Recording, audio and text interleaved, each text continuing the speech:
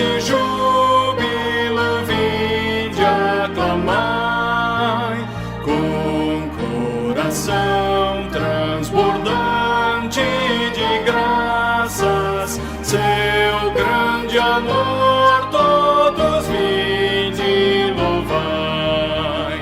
Do céu na terra, que maravilhas vai operando o poder do Senhor, mas seu amor aos homens perdidos das maravilhas é sempre a maior. Já nossos pais nos contaram a história de Deus falando com muito prazer, que nas tristezas, nos grandes perigos, Ele os salvou por seu grande poder.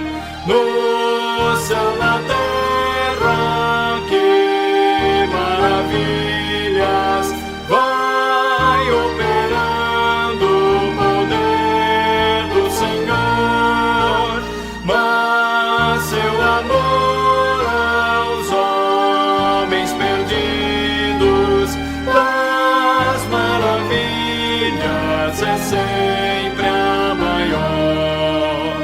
Hoje também nós bem alto cantamos que as orações Ele nos atendeu.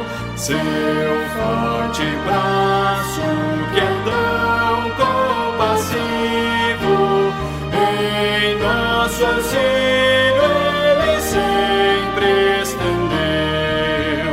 No céu, na terra, que maravilhas vai operando o poder do Senhor, mas seu amor aos homens perdidos das maravilhas é sempre a maior.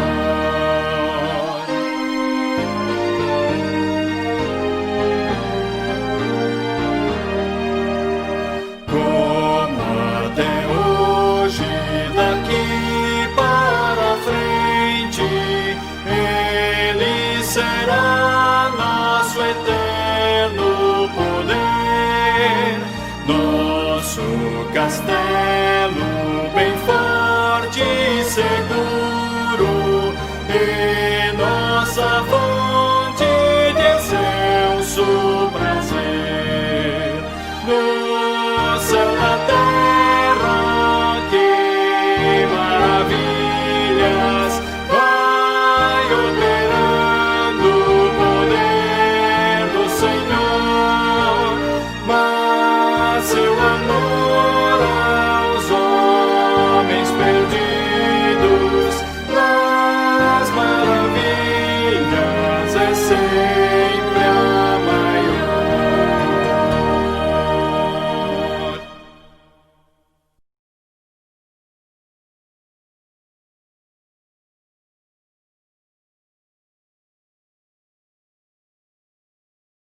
Irmãos, abramos a palavra de Deus no livro de Gênesis, capítulo 1, verso 1. Nós vamos ler versos 1 e 2. Estamos dando início a uma série de mensagens expositivas nos 11 capítulos iniciais do livro de Gênesis. Gênesis, capítulo 1, versos 1 e 2.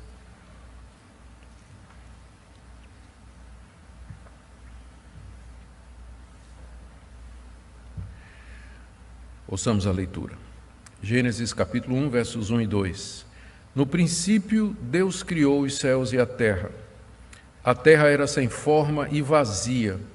Havia trevas sobre a face do abismo, e o Espírito de Deus se movia sobre as águas. Oremos. Senhor, nós estamos diante das palavras iniciais da Tua grande revelação, e quão profundas e desafiadoras elas são. Nós queremos pedir entendimento, nós queremos pedir discernimento espiritual, à medida que nós tentamos entender todos os mistérios que aqui estão revelados e ficar em paz com relação àqueles que não estão. Nós pedimos, ó Pai, que Tu nos guardes e abençoes na série de mensagens que queremos fazer nesse livro, de maneira que traga entendimento, que traga fortalecimento à nossa fé, compreensão da nossa fé. É o que nós te pedimos em nome de Jesus. Amém. Queridos, conforme dito, nós iniciamos hoje, pela manhã, uma série de mensagens no livro de Gênesis. Não no livro todo, mas nós vamos do capítulo 1 até o capítulo 11. Pode ser que, se chegarmos no final do capítulo 11 e a gente perceber que foi bem, porque isso aqui é um desafio para mim. Eu nunca preguei expositivamente em Gênesis.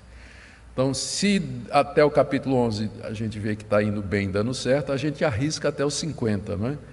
O livro de Gênesis está dividido em duas grandes partes. Primeiro, a história de como tudo começou, capítulo 1 até o capítulo 11, e depois a história de Abraão e os seus descendentes, que é do capítulo 12 até o capítulo 50. Então, vamos começar modestamente. O alvo é modesto, é apenas o capítulo 1 até o capítulo 11. Se Deus nos der graça, quem sabe a gente vai até o final do livro todo. Esses capítulos iniciais de Gênesis, capítulos de 1 a 11, também chamados de a história primeva, a história primordial, a primeira história, trata de temas extremamente cruciais para a fé cristã. E alguns desses temas estão em bastante evidência hoje, na relação do cristianismo com a sociedade, com a cultura, a questão dos valores. Por exemplo, aqui nós lemos como tudo começou. Lemos por que é que existe algo em vez de nada. Por que tem uma realidade em vez de nada. Nós lemos aqui nesses capítulos iniciais. Aqui nós lemos a origem da vida, a origem do ser humano. Aqui nós temos a origem do casamento e da natureza do casamento, a base pela qual nós lutamos pelo casamento, o casamento monogâmico, heterossexual. Aqui nós também aprendemos por que existe tanto mal no mundo, por que existe tanta injustiça, por que as pessoas se matam, se odeiam, apesar de Deus ter feito tudo muito bom. E tudo isso nos aponta e nos traz a resposta para a pergunta: por que nós precisamos do Evangelho e por que nós precisamos de um Redentor? Todas essas questões estão aqui nos capítulos iniciais do livro de Gênesis, a ponto de alguém já ter dito que se você tirar esses capítulos iniciais, o resto da mensagem da Bíblia não faz o menor sentido. Você não vai entender o que é que vem depois, né? O porquê do que é que se sucede. Nessa série, então, nós vamos tratar dessas questões, mercê de Deus. Vamos começar vendo algumas coisas introdutórias a respeito do livro de Gênesis. Aqui é muito importante que nós, ao estudarmos a Bíblia, ou qualquer parte da Bíblia, nós procuremos lembrar quando essa parte foi escrita, por quem, para quem, com que propósito, o que é que trata.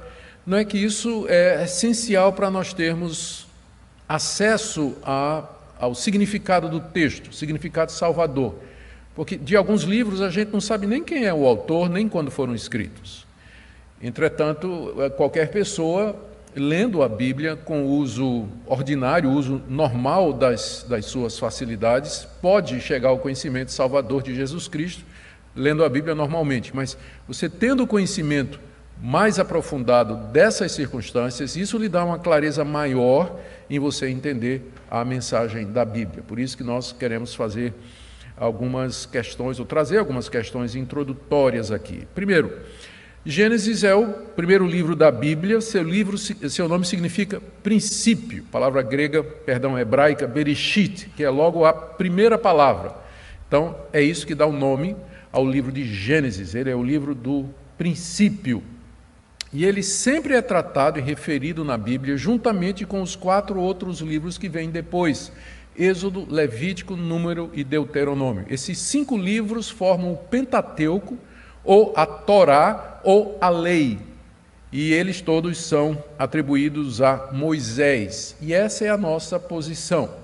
É a posição do cristianismo histórico, é a posição do cristianismo clássico, de que esses 5 livros, Gênesis até Deuteronômio, eles foram escritos por Moisés, o grande legislador da nação de Israel. A única parte que Moisés não escreveu foi a parte que relata a sua morte, que está no final de Deuteronômio. Então, provavelmente, o seu sucessor, Josué, foi quem escreveu o capítulo final, onde se narra a morte de Moisés e como Deus o sepultou. Por que nós dizemos que é Moisés e qual a importância disso? Bem, o próprio livro, os próprios 5 livros, o Pentateuco, em várias partes eles dizem, e Deus disse a Moisés, escreve, escreve, escreve. Dezenas de vezes nós encontramos referências ao fato de que Deus mandou Moisés escrever aquilo que ele estava vendo, aquilo que ele estava presenciando. E depois disso, depois dos 5 livros, os livros que vêm depois, no Antigo Testamento, sempre se referem ao Pentateuco como sendo a lei de Moisés ou o livro de Moisés, dezenas de vezes. E outras expressões semelhantes, sempre atribuindo a Moisés a autoria dos 5 primeiros livros da Bíblia, Gênesis inclusive. O Senhor Jesus Cristo considerava que foi Moisés quem escreveu os primeiros 5 livros. Ele se refere a dezenas de passagens do Pentateuco como tendo sido autoradas por Moisés. Por exemplo, ele se refere às leis de pureza como tendo sido escritas por Moisés. Ele diz que a lei foi Moisés que deu a lei do divórcio. Ele diz que foi Moisés que escreveu os 10 mandamentos. Ele diz que foi Moisés que escreveu aquele episódio da sarça ardente que está no livro de Êxodo. Ele disse que Moisés escreveu sobre ele, Moisés escreveu sobre mim, está se referindo ao Pentateuco. Então não há dúvida de que o Senhor Jesus cria que foi Moisés quem escreveu o livro de Gênesis e os 4 livros que vêm depois. Na mesma toada foram os discípulos de Jesus, os primeiros cristãos, não somente judeus como gentios, mas eles também consideravam que Moisés é o autor dos 5 livros, da Torá, do Pentateuco. Para nós, é essencial que nós mantenhamos isso, porque se Moisés não é o autor de Gênesis e do Pentateuco, então os demais autores bíblicos estão equivocados quando atribuem a ele a autoria, e o pior, Jesus também está enganado, porque várias vezes Jesus diz que foi Moisés que escreveu. Se não foi Moisés que escreveu, Jesus se equivocou nesse ponto. E se ele se equivocou nesse ponto, quem garante que ele não se equivocou nos outros? E aí a credibilidade de toda a Escritura está em jogo. Por isso que a autoria de Moisés é importante para nós. Moisés escreveu esses 5 livros, Gênesis a Deuteronômio, durante os 40 anos que Israel permaneceu no deserto. Foram 40 anos de peregrinação, de viagens, onde Deus revelou-se à nação de Israel, sustentou aquele povo durante 40 anos com pão caído do céu, fez sinais e prodígios e estabeleceu a autoridade de Moisés. Nós temos convicção bem clara de que, pelo menos o livro de Deuteronômio, ele foi escrito às vésperas da entrada na Terra Prometida. Moisés já sabia que não ia entrar na Terra Prometida, e ele fez vários discursos, 5 discursos, ali nas planícies de Moabe, à beira do rio Jordão. Do outro lado estava a cidade de Jericó. Ele fez 5 grandes discursos que compõem o livro de Deuteronômio, preparando o povo para entrar na Terra Prometida. É chamado de Deuteronômio, é uma combinação de 2 palavras gregas que significa repetir a lei, ou a lei de novo, onde Moisés repete tudo o que ele disse de Gênesis até o livro de Levítico. Então, ali, prestes a entrar na Terra Prometida, quando todo o povo estava se preparando para atravessar o Jordão e entrar na Terra Prometida. É nessa ocasião que ele escreve o último livro, Gênesis, tendo sido escrito um pouco antes também. Com que propósito, então, Moisés teria tido o trabalho de escrever esses 5 livros no deserto, preparando ou às vésperas do povo entrar na Terra Prometida? Nós podemos pensar em várias razões, sem entrar na questão divina, de que o plano de Deus era que tudo isso ficasse registrado para toda a história, para nós hoje que estamos aqui. Mas sem entrar nessa perspectiva divina, quais seriam, humanamente falando, as razões pelas quais Moisés teria escrito esse livro? Primeiro, ele queria reorientar a visão de mundo dos israelitas. Os filhos de Abraão tinham passado 400 anos no Egito, e lá eles tinham adorado outros deuses. Eles tinham aprendido a ver o mundo como os egípcios viam. Eles tinham adorado a natureza, eles tinham perdido o conceito de Deus. Quando Moisés foi lá dizer para eles, o Deus dos seus pais me mandou aqui, quem é esse Deus? Os israelitas foram, durante 400 anos, reorientados a pensar de uma maneira diferente daquela de Abraão, Isaque e Jacó. Então, era preciso que eles tivessem por escrito, um relato por escrito, da origem da fé deles, como tudo começou, quem é Deus, a aliança de Deus com os seus pais, as promessas que Deus tinha feito para eles, a lei de Deus. Era preciso dar tudo isso. Reorientar a visão daquele povo. Segundo, Moisés quer explicar a origem de certas leis que com certeza pareceriam muito estranhas para aquele povo que tinha passado tanto tempo no Egito. Por exemplo, por que guardar o sábado? Nós vamos ler, porque Deus criou o mundo em 6 dias e descansou no 7º. Ou por que ser fiel no casamento? Porque Deus só criou um homem e só criou uma mulher. Não criou 2 homens e uma mulher, nem uma mulher e 2 homens. Ele criou o primeiro casal. Então, essa é a razão pela qual não adulterarás. Por que tem pena de morte? Porque Deus fez o homem à sua imagem e semelhança. E Deus zela pela vida. Deus é pró-vida. Deus é pró-vida. Por que é proibido adorar a Deus através de imagens? Nós durante 400 anos adoramos lá no Egito através de imagens. Por que agora essa proibição? Porque Deus é espírito, Ele não é a natureza, Ele já existia antes de tudo que há, Ele é que criou todas as coisas. Você não pode adorar a natureza em vez de adorar o Criador. Então, a origem de todas as leis está no livro de Gênesis. Por que é que Deus deu essas leis? Qual o sentido delas? Qual o propósito delas? E também havia uma outra questão que era importante.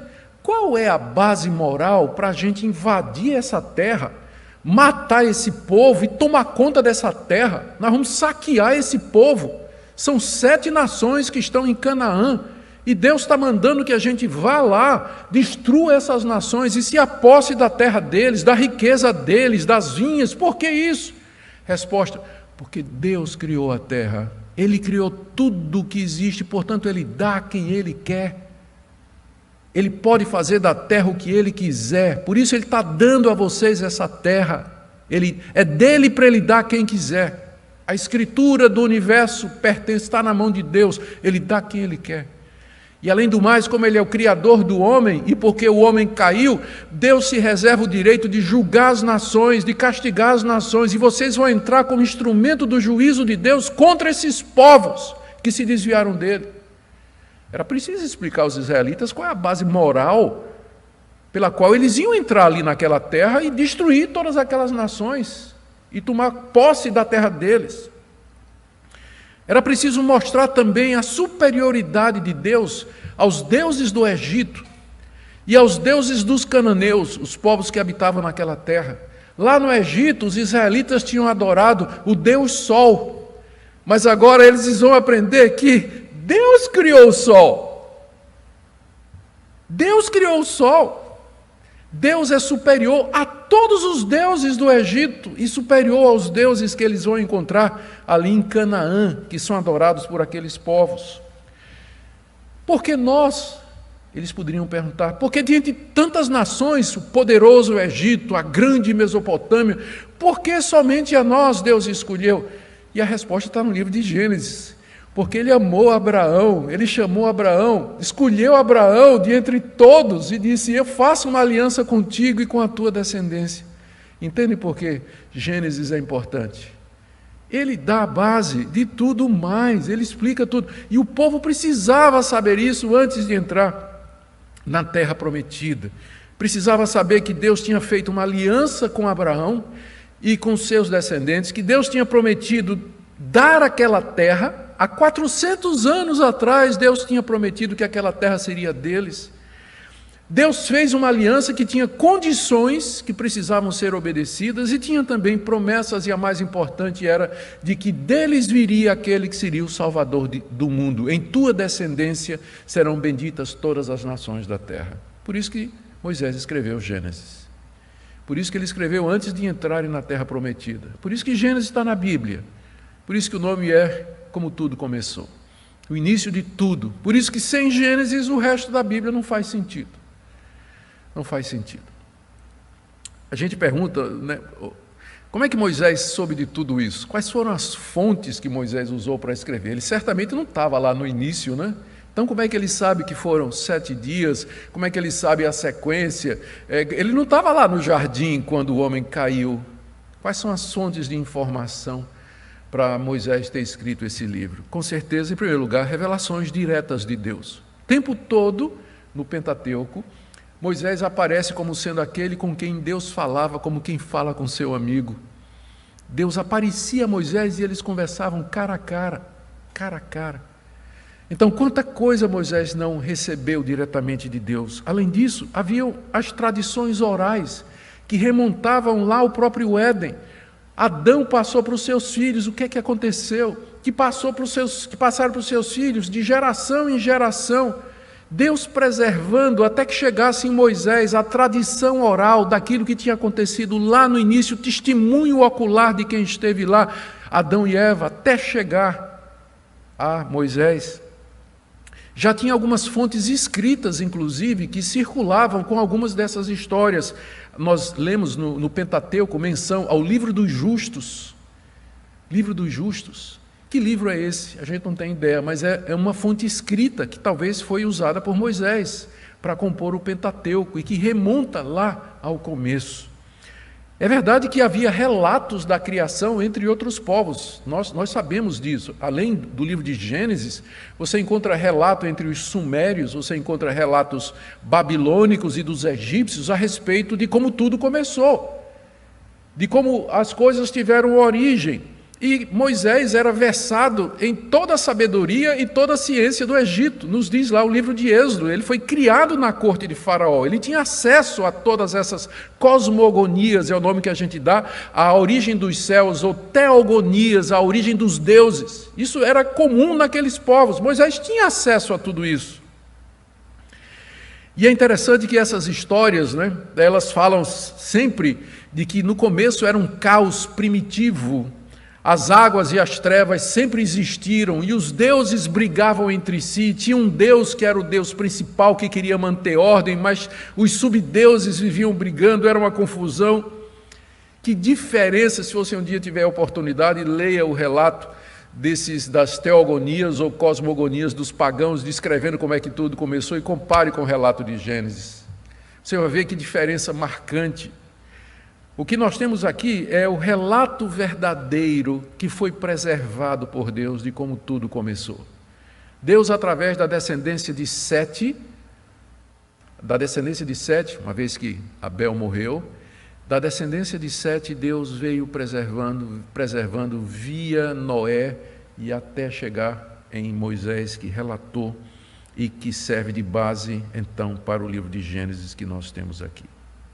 Então, estas são algumas questões iniciais a respeito do livro de Gênesis. Elas são importantes porque nos dão o quadro maior e vão nos ajudar a entender algumas das coisas que nós encontramos aqui nesses capítulos iniciais. Depois, vencidas essas questões, vamos então ver primeiro o que Moisés ensina sobre Deus, nesses 2 versículos. No princípio, Deus criou os céus e a terra. A terra era sem forma e vazia. Havia trevas sobre a face do abismo e o Espírito de Deus se movia sobre as águas. O que nós aprendemos sobre Deus a partir desse relato? Primeiro, que Deus sempre existiu. Você nota que Moisés aqui não explica a origem de Deus. Ele apresenta Deus. No princípio, Deus. Quem Deus é, de onde Ele veio, nenhuma palavra. Deus é apresentado como sendo autoexistente, como sendo eterno, não tem princípio, não tem fim.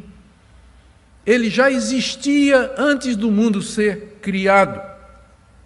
Em contraste com os deuses do Antigo Oriente, nessas teogonias que eu falei, que de alguma forma foram gerados do caos da matéria, que viviam em conflito entre si, o Deus de Israel é simplesmente apresentado como aquele Deus autoexistente, para quem não se precisa dar explicação. Por isso que o nome dele mais adiante, quando ele se revela, é esse, Yahweh. Eu sou o que sou. Você não tem como me definir. Eu sou o que sou. No princípio, Deus. Deus. Ele é antes de todas as coisas, ele sempre existiu, ele não tem início, ele não tem começo, ele não foi gerado. Nunca houve um momento de tudo que existe em que Deus não fosse. Ele era, é e sempre será o que ele é. Eu sou o que sou. Segundo, nós aprendemos que Deus é um ser pessoal e não uma mera força ativa. Deus tem um plano, ele tem um propósito, ele teve um objetivo ao criar. Ele não criou tudo o que existe por mero capricho, como a gente vê nessas teogonias e cosmogonias pagãs. Ele tinha um alvo, porque Moisés diz aqui, no princípio, Deus criou. Se tem um princípio, é porque tem um fim. É porque tem um propósito, tem um objetivo, senão não faz sentido falar em princípio. No começo, Deus criou todas as coisas, mas ele criou então com algum objetivo, porque se tem um começo, tem um fim. Logo, Deus não é uma força impessoal, uma força ativa que está operando no meio da criação. O mundo não é regido por o acaso, por sorte, por azar, por destino, mas há um Deus que sempre existiu e que criou com um propósito. Terceira coisa que a gente aprende aqui, que esse Deus é todo-poderoso e autor do mundo. Tudo que existe foi criado por ele. Essa expressão, no princípio Deus criou os céus e a terra, é a maneira hebraica de dizer a realidade. O mundo que você pode ver e o mundo que você não pode ver. Tudo que existe, os céus lá em cima, a terra aqui embaixo. O sol, a lua e as estrelas, o sol, você contempla a noite e as estrelas, foi Deus que fez tudo. E olhando a natureza, os animais, a vida, o ser humano, os detalhes geográficos, não existe nada da realidade que não tenha sido criado por Deus. Aliás, essa palavra criar, no princípio Deus criou, é o verbo hebraico bará, toda vez que ele aparece no Antigo Testamento, o sujeito é Deus. Nunca tem, e o homem criou, bará, nunca. Sempre é Deus quem cria. Esse tipo de ação é atribuída a Deus somente. Portanto, nós dizemos que ele criou pela sua palavra, ele criou pelo seu poder, criou tudo, ex nihilo, é uma expressão latina que é usada para dizer do nada. Ele criou do nada, não havia nada antes. Ele trouxe à existência tudo o que existe pela sua palavra, que é diferente do relato da criação que os egípcios tinham ensinado aos israelitas. Eles aprenderam durante 400 anos que acreditava na eternidade da matéria, que a matéria existia, a água era eterna, que os deuses saíram de lá. Nada. Deus criou ex nihilo, do nada. Só pela sua palavra ele criou. Portanto, tudo pertence a Deus. E ele pode dar a quem ele quer.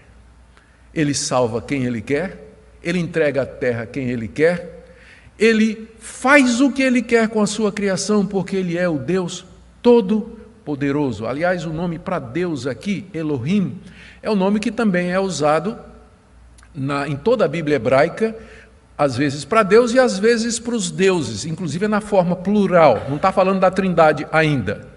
Mas significa aquele que é forte, aquele que é poderoso. Esse é um dos nomes de Deus. O nome pelo qual ele vai se dar a conhecer a Israel é Yahweh, que é o Deus da aliança. Eu sou o que sou. Mas aqui ele é chamado de o poderoso, exatamente porque do nada ele criou todas as coisas. Pela sua palavra ele trouxe à existência tudo o que há. Quarta coisa que nós aprendemos aqui, que Deus é distinto da sua criação. Isso aqui é muito importante, gente. No princípio, Deus criou os céus e a terra. Deus já existia antes da sua criação, sem ela, na eternidade. A criação, ou tudo que existe, foi criado fora de Deus, por assim dizer, numa realidade, numa existência distinta dele. Quando nós dizemos, veja como isso é importante, quando a gente diz assim, Deus está nos céus, é uma maneira figurada de dizer, porque antes que os céus existissem, Deus já existia. Então Deus não está preso no céu, Ele não mora no céu, porque Ele é quem trouxe à existência os céus, a terra. Ele é distinto da sua criação. Os deuses egípcios e os deuses cananeus, eles não faziam essa distinção. Para eles, deuses e natureza eram uma coisa só. Os deuses eram forças presentes em todo lugar, com os seres vivos. É o que a gente chama de panteísmo ou panenteísmo. Tudo é Deus, ou tudo está em Deus. Era a visão das religiões daquela época, que a natureza era divina, por isso ele adorava o boi, a vaca, o bode, por isso adorava o sol, lua, estrela, porque para eles os deuses estavam misturados com a natureza, mas o nosso Deus é distinto da natureza. Deus não é o mundo e nem o mundo é Deus. Deus não é a alma do mundo, como nas religiões pagãs.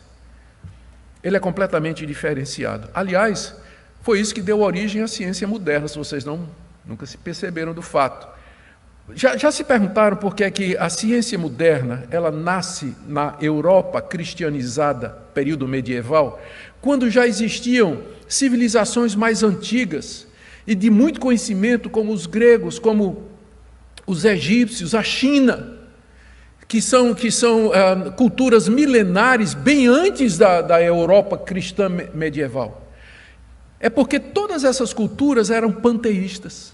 Tentar entender a natureza era mexer com o segredo dos deuses, porque os deuses estavam em todo lugar. O trovão era Deus, o raio era um Deus, né? Thor, o Deus do trovão, vai mexer com o trovão, você vai mexer com Thor. E quem quer mexer com esse Deus, né? Eu usei o Deus mais popular por conta das séries aí, não é? Mas o cristianismo chegou e disse, no princípio criou Deus os céus e a terra. Pode examinar a terra. Foi Deus que criou. Você não vai estar mexendo com Deus. Examina para ver como é que Deus fez. Todos os primeiros grandes cientistas, eles tinham base cristã.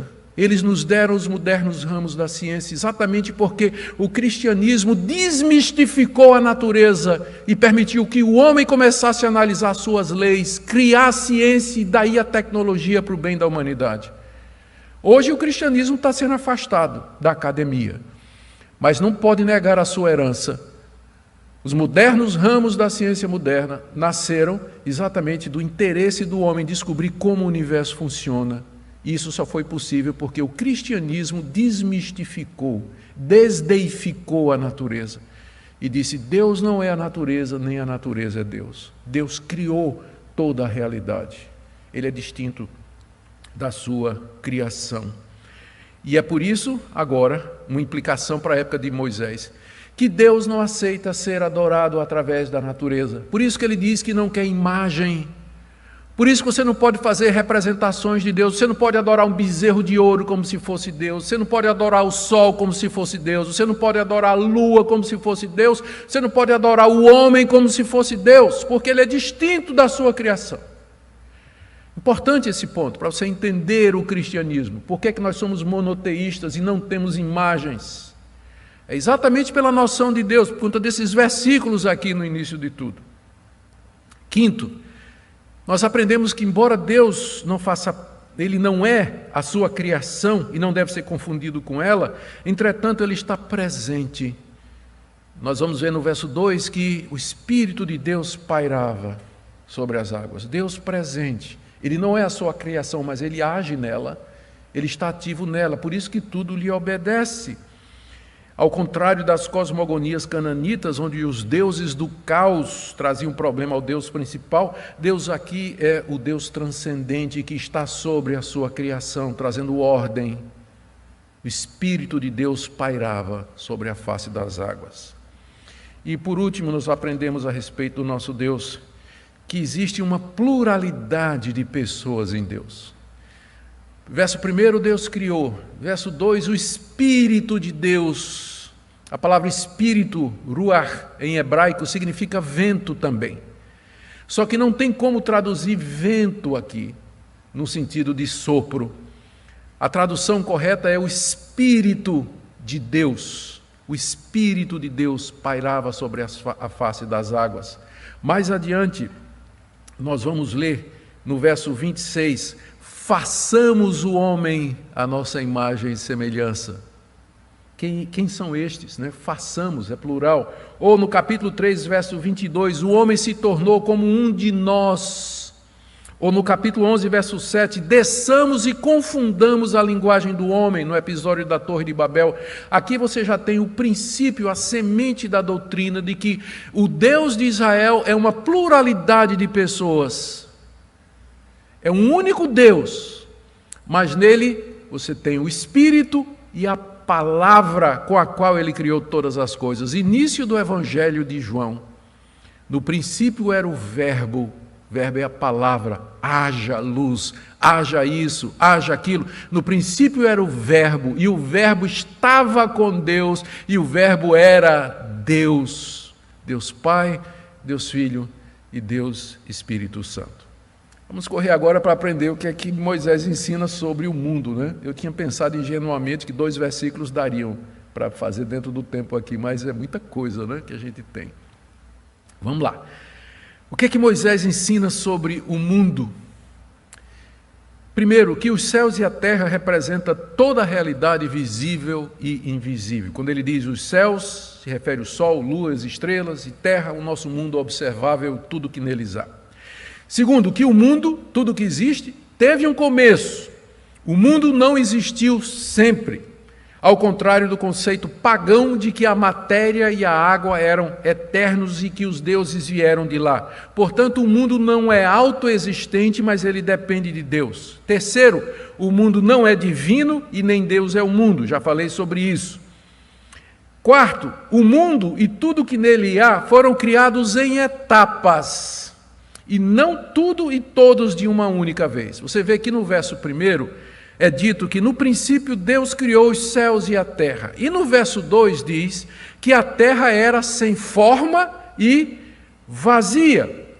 O primeiro ato de Deus foi da massa informe de água e terra, misturados. Água aqui representada por abismo ou fonte subterrânea, como é usado o termo no restante da Bíblia. Ela foi feita, ou tudo foi feito sem forma, não tinha ainda forma. Imagina aquela massa de água, de terra em plena escuridão. É chamado de vazio porque não tinha ainda vida, não tinha seres que nela habitavam. A escuridão tomava conta de todas as coisas porque Deus não tinha feito a luz ainda. Então, no começo, esse é o primeiro passo. Deus cria a matéria-prima, por assim dizer. A massa bruta era criada ali. Entretanto, que é outra coisa que nós aprendemos, o Espírito de Deus já se movia sobre a face das águas. Perceba, verso 2. A terra era sem forma e vazia, havia trevas sobre a face do abismo. Que abismo é esse? Resposta na frase seguinte. E o Espírito de Deus se movia sobre o abismo, sobre as águas. A palavra abismo aqui representa as águas. Então, toda aquela massa sem forma, convoluta, mas o Espírito de Deus se movia sobre eles. Essa frase aqui, o Espírito de Deus se movia, esse verbo, ele é usado várias vezes na Bíblia hebraica para significar uma ave chocando o seu ninho. Uma ave gigantesca sobre o seu ninho, chocando os ovos, preparando para que eles venham à luz. É o mesmo verbo que é usado aqui, o Espírito de Deus sobre a criação, sobre a massa informe, preparando para o próximo passo, que serão os 6 dias, onde Deus vai criar tudo direitinho, que é o que nós veremos na próxima mensagem, se Deus permitir. Espírito de Deus, isso significa que no tempo certo e no tempo apropriado, dentro dos seus planos, Deus haveria de fazer esse mundo lindo, belo, maravilhoso, complexo, rico, misterioso, que nós temos diante de nós e onde nós vivemos. Algumas aplicações práticas para terminarmos. Primeiro, receba esse relato pela fé. Aqui não se trata de um relato científico. Não coloque a ciência em curso de colisão com isso, porque o propósito da Bíblia não é dar um relato científico de como tudo começou. Ele está dizendo que Deus é o autor de tudo. Não existe nada que não tenha sido feito por Deus. E a ciência não pode postular nada que seja contrário a isso. E, na verdade, a verdadeira ciência não postula nada contra isso. Vocês têm que fazer a diferença entre ciência e o materialismo naturalista que tem dominado pesquisadores e cientistas hoje, que já parte do pressuposto de que não existe Deus. O livro de Gênesis ele não usa linguagem científica, ele não foi feito para isso. Ele foi feito para nos dizer todos esses pontos que eu afirmei. A matéria não é eterna, ela tem um princípio, há um Deus que sempre existiu, criou todas as coisas, é um Deus pessoal, ele tem um propósito, ele é distinto da sua criação e ele criou o mundo através de etapas, não criou tudo de uma vez, embora pudesse ter sido feito. E ele fez isso para mostrar que ele é o Deus de ordem, o Deus que organiza todas as coisas. Então, os detalhes disso, nós podemos aprender alguma coisa com a ciência, claro. Podemos aprender alguma coisa à medida que a gente investiga como o mundo funciona, nós podemos aprender. Mas nada que possa contradizer isso que a palavra de Deus nos diz. Por isso que em Hebreus, capítulo 11, verso 3, o autor diz assim, e esse seria o sumário do Novo Testamento. Pela fé, entendemos que foi o universo formado pela palavra de Deus, de maneira que o visível veio a existir das coisas que não aparecem. Pela fé, entendemos que o universo foi formado pela palavra de Deus. Isso aqui não é uma matéria de ciência, isso aqui é uma matéria de fé. Nós cremos que foi assim. A ciência não pode provar nem desprovar. Nós recebemos como revelação de Deus. Foi assim que tudo começou. Segunda aplicação para você. Nós não temos respostas para muitas perguntas. Se você vai esperar, se você está esperando, ou se eu criei essa expectativa de que nós vamos dar resposta para tudo, é uma expectativa falsa. Porque tem muita coisa que a gente não sabe. Por exemplo, o tempo. Deus criou o tempo ou ele já existia? Deus vive no tempo. O texto não fala. A origem do mal. Capítulo 3, nós já vamos encontrar o diabo no jardim. De onde é que ele veio? Os anjos foram criados quando? O texto não diz. Nós vamos ficar com o que o texto diz. Onde o texto se cala, a gente vai se calar. Porque nós não temos respostas para questões. Porque o que Moisés está informando aqui aos israelitas era aquilo que eles precisavam saber para entrar na terra com segurança e dizer: essa terra é nossa por direito, o Deus Criador de tudo nos deu. Nós podemos especular algumas coisas, mas respostas definitivas nós não temos. Terceira coisa, Gênesis foi dado para você saber quem é Deus, o que é o mundo, por que nós somos maus, por que nós precisamos de redenção e para nos preparar para a glória eterna. Leia Gênesis com os olhos de cristão, evangelicamente, vendo ali o propósito redentor de Deus. De qualquer forma, esses versos iniciais do livro de Gênesis ensinam que algumas visões de mundo são incompatíveis com a fé cristã e que não dá para conciliar. Por exemplo, que o mundo é dominado por duas forças, o bem e o mal, chamado às vezes de dualismo, às vezes de maniqueísmo, é completamente incompatível. Só existe um Deus. A visão que às vezes o pessoal tem, que Satanás tem o mesmo poder de Deus, é um Deus ao contrário, é contra isso aqui. Há um só Deus, Satanás, um anjo caído, criado por Deus quando a gente não sabe, mas nunca é igual a Deus. Ou então a ideia da eternidade da matéria, que a matéria sempre existiu. Precisa fé para acreditar nisso, então eu prefiro crer num Deus criador como está aqui. Outros vão dizer que o mundo se autopariu, se autogerou. De repente, do nada, puf, apareceu alguma coisa. Me diga uma coisa, precisa mais fé para acreditar nisso do que para acreditar no relato de Gênesis, que o mundo se autogerou. Como alguns cientistas ateus têm dito hoje, porque não tem explicação. Não tem explicação. Nós adoramos ao Deus Criador, Supremo, Soberano do Universo, conforme nos é dito nessa palavra. Que nós nos curvemos diante dele nessa manhã, que nós o adoremos, tudo isso é o palco que ele armou para a chegada do seu, como é dito a respeito de Jesus. Por ele, para ele, são todas as coisas. Nós vamos celebrar agora a vinda do Filho de Deus, que vai pisar no palco da história milênios depois de que tudo começou. E ele veio para ser o nosso Redentor. Amém? Nós vamos orar e em seguida passaremos à celebração da ceia.